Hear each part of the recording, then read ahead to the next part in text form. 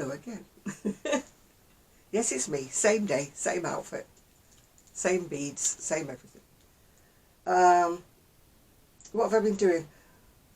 Well, I was rooting through. I don't have many works in progress. You know, I'm always a one progress type of girl. But I did find one that I had started quite some time ago. And just put it on one side. This is why I don't have works in progress, because once I put it on one side, it gets forgotten. I was doing it in the Harmony, which is from Lolly's Little Wool Shack. It's very fine, as you can see. It's definitely like a fingering weight. It's very, it says it's a 4-ply in the UK, but it's more like a 3 actually. It's very, very fine. It's synthetic and it's 100 grams. What I was doing was, you can tell how long ago I started it, was when I made the Granny Takes a Trip for myself, not the one I made for the shop. Did I make one for the shop? Yes, I did. I made this for myself, but because I've got such short arms, I found out I didn't need the bottom 4 squares on each sleeve. So that, oh, it's full of GG hair. It's going to have to get washed before I put it on the shop, that's for sure. That'll be the waistline of it. And as you can see, I've done the back and I've got up to that far on the front. It will have sleeves and it will have a peplum. There's no pattern for it, it's in Janet's head, yeah. But it was taking me ages because it's on a 3mm hook. And it's in this fine, fine yarn. I don't know whether you can see it because it's black, but it's taking me forever to do it. Because it's like a shell pattern on a very fine hook. And I just stopped. I just got a little way up from the waistline. This is at the waist. I just got a little bit up from the waistline when I stopped. So I've done all this like this last week or so. So I'm hoping it will get finished. I don't like works in progress. I've just got one more work in progress, and that's a knitted cardigan that I keep mentioning. It's in chunky. It's on 8mm knitting needles, and I don't know why I have not knitted 2 sleeves, because that's all there is left to knit is 2 sleeves. But every time I look at it I think, knitting, it's just not me at all, but never mind. So what am I making now? Well, if you were on live with me on Saturday, you will know that I started this. It's a pattern again from Etsy, but I can't tell you what it's called, because there's no clue on it, except it says a flirty top. It doesn't tell you who sold it me or anything. So that's the pattern. So I have no idea where I got it from, except I got it from Etsy, and it's a paid for pattern. So I would have done a lot more on it, but I got up to where I am on the back here and discovered there was a glaring mistake about here on the back. So you know me, I cannot stand a mistake. So back it had to come. So that's what happened, it had to come back. Yeah. So that's the back of it. I've done it a wee bit longer because I didn't, well, saying I didn't want it. I don't know what my customers would want, but I didn't want it to be so short. I don't know. If the pretty and the young and the tiny and the slim, then a little shorty top's nice, isn't it? But when you've got a big muffin top hanging over it, it's not the best look in the world, is it? I wish somebody would tell some of the youngsters that. I don't know where my hook's gone now. I had a hook fastened into it. So this is where I've got up to on the other piece. Started that the other day. It's done in ice yarn. It's called antibacterial fragrance. Now I've had this in my stash for a while, and the fragrance is kind of like minimised. You know, Kelly really hated working with it because she said it was really smelly. but maybe because mine's been hanging around for a little while in my stash, it's not smelly hardly at all. I can smell the fragrance in it, but it's not like desperate or anything like that. And I don't know what happened to my hook. I'm always losing things, always losing things. Hopefully it will turn up. I lost my 4mm hook for days and days and days. And eventually I inclined my recliner right back, you know, so I could look underneath it, and it was under there. I knew it was around somewhere. I knew it wouldn't be lost, yeah. Well, I've got plenty stuff stashed, haven't I, for if I do get on this lockdown thing they're talking about. And one of my neighbours, he rang the doorbell the other day and said, I'll give you my phone number if ever you're stuck for anything. I want you to ring me up, and, you know, if you need bread or anything like that. So, very nice of him. I mean, I do wave to him every day. It's not like he's a complete stranger. Him and his little family, they always wave to him as they go past, yeah. So, and I've also got my niece, if she's fit. I mean, I don't know whether she's had this corona, but she's had a terrible, terrible cough. And she's been sort of isolating herself, but she's had to go back into work because she's a head teacher. And she's got all this stuff to sort out with the schools closing.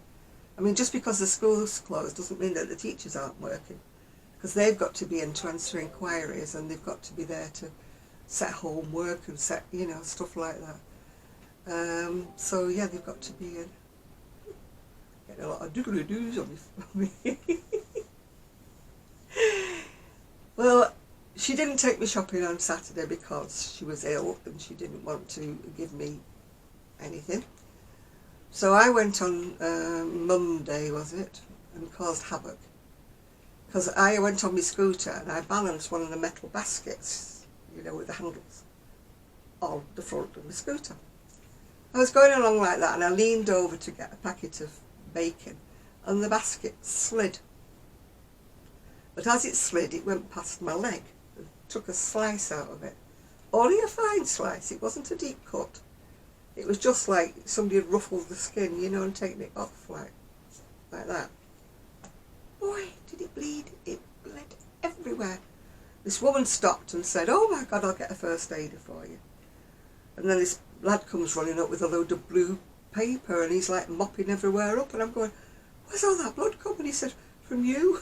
And I went, oh. I mean, my leg was going by this time.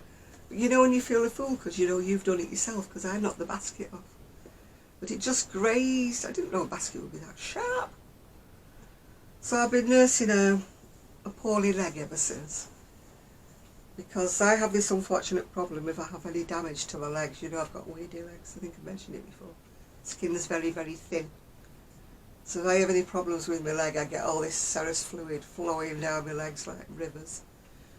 So my purchase this week from Amazon was a load of crepe bandages and dressings and everything else, because I thought I can't go to the walk-in centre. Anyway, it's closed, our walk-in centre's closed. So you're knackered really if you want to go anywhere. You can't go to the walk-in centre. You're told not to go to the hospital. The doctor's GP is closed for any face-to-face consultations.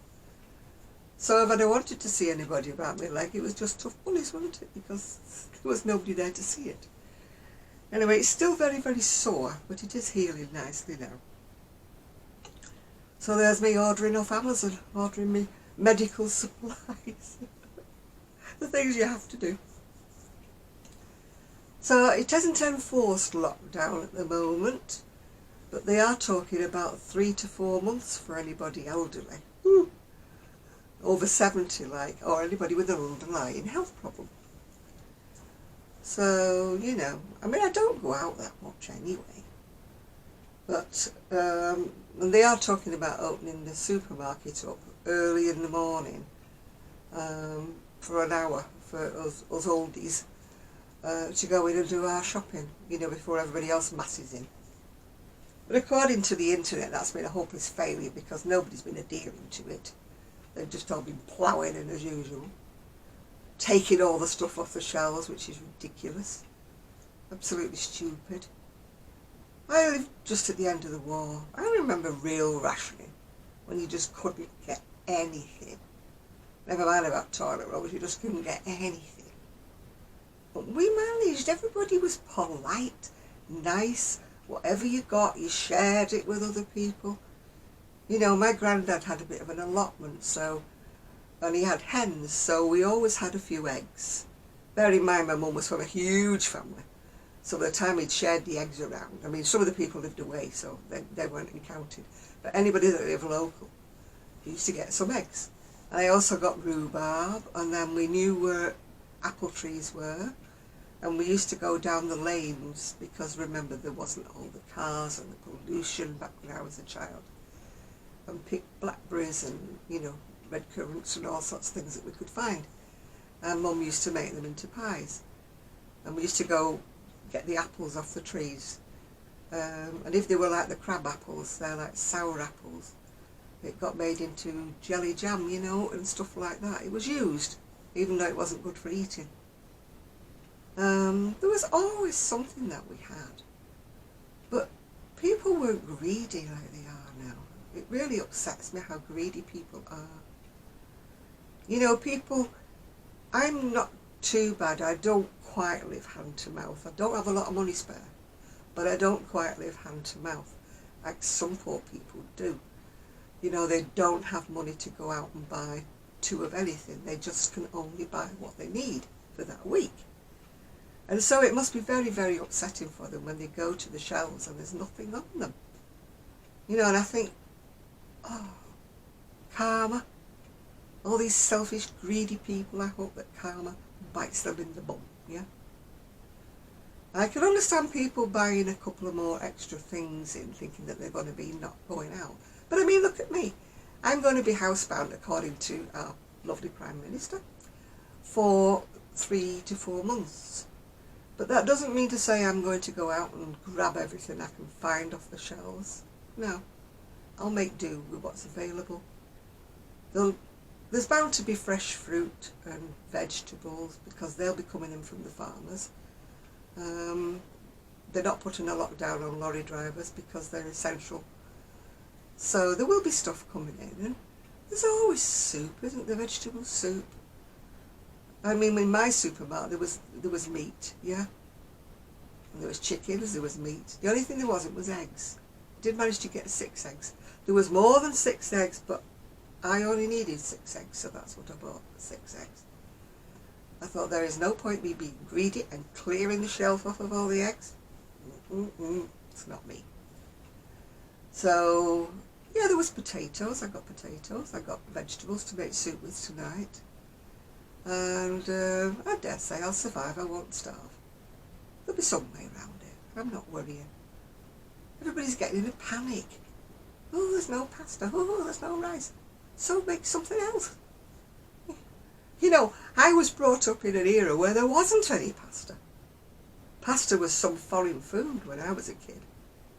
Rice was something you put in a rice pudding. You know, there was none of this rice, pasta, all this wholemeal, God knows what stuff.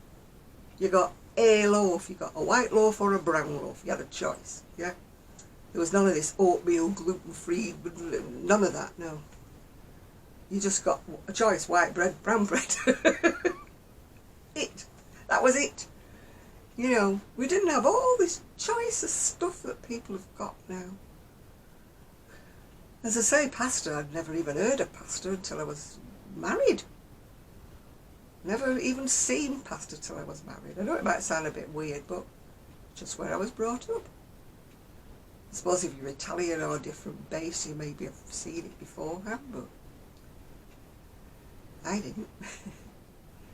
And my mum was very good at bending rations. I mean, I put on my Facebook the actual rations that we used to have just after the war, which was minimalistic.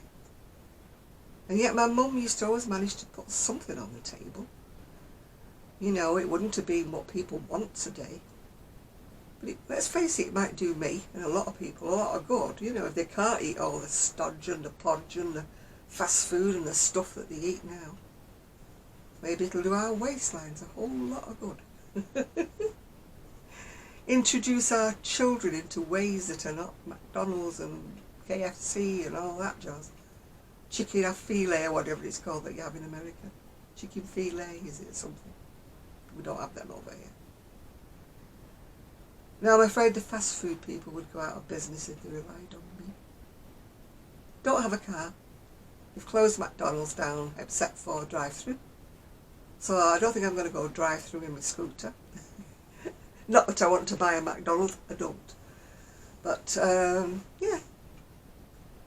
I think all this panicking is just bringing out the greed in people, and that really upsets me, how greedy people have become.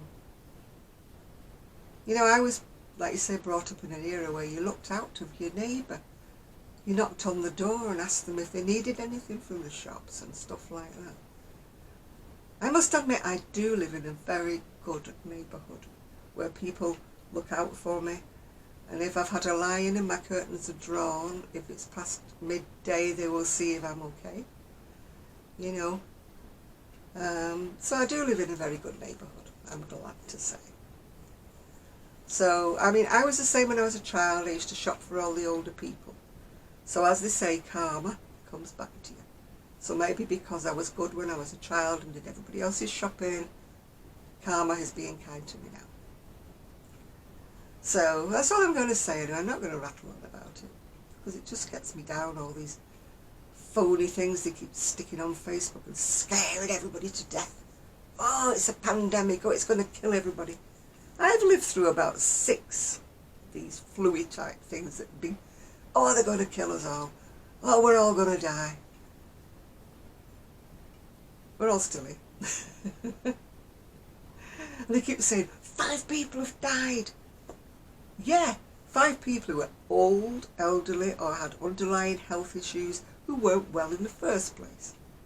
And they weren't strong enough to beat it. But how many people died from the ordinary flu? How many people die from other things? But no, 5 people have died from this corona. Wow. I know I'll probably get a load of comments saying I'm not taking it seriously, but no, I'm not. For me personally, I am not taking it seriously. I mean, Kelly's frightened out of her wits, but I'm not. Que sera, sera, and whatever will be, will be. I'm 74, if I catch it and I die, fine. That's the way it's going to be, that's what my life is planned out to be. So I'm not worrying. I might worry about it when I'm in my last deathbed, but apart from that, I'm not going to worry about it. I'm just going to plough my way through my stash. Maybe be naughty and order something, just to cheer myself up. You know, a little bit of yarn here and there. Can't buy wool or anything to eat. I'll buy a little yarn and crochet my way out of it. Anyway, bye for now, and I hope to see you Saturday on the live. And we won't be breathing on each other because we're all in our own little houses, so it's quite safe. We are corona free. Bye for now. Oh, by the way, before I do go, we've sort of put a note on our Lancashire Crafty Lasses site saying that if anybody buys anything, we don't know when we're going to be able to post it, because we don't know whether the post office is going to be on lockdown or what the heck's going to happen. So I'm still going to still keep doing things. Kelly took some photographs and I've got to put the descriptions on and the prices on and everything, so I will still be doing that. But you just may have to wait a bit longer if you do order anything from us for it to arrive, because of, you know, we don't know what's happening with the post office. At the moment, everything's fine, but we just don't know what's going to happen in the future. So, once again, bye for now, and see you on the live on Saturday. Bye now.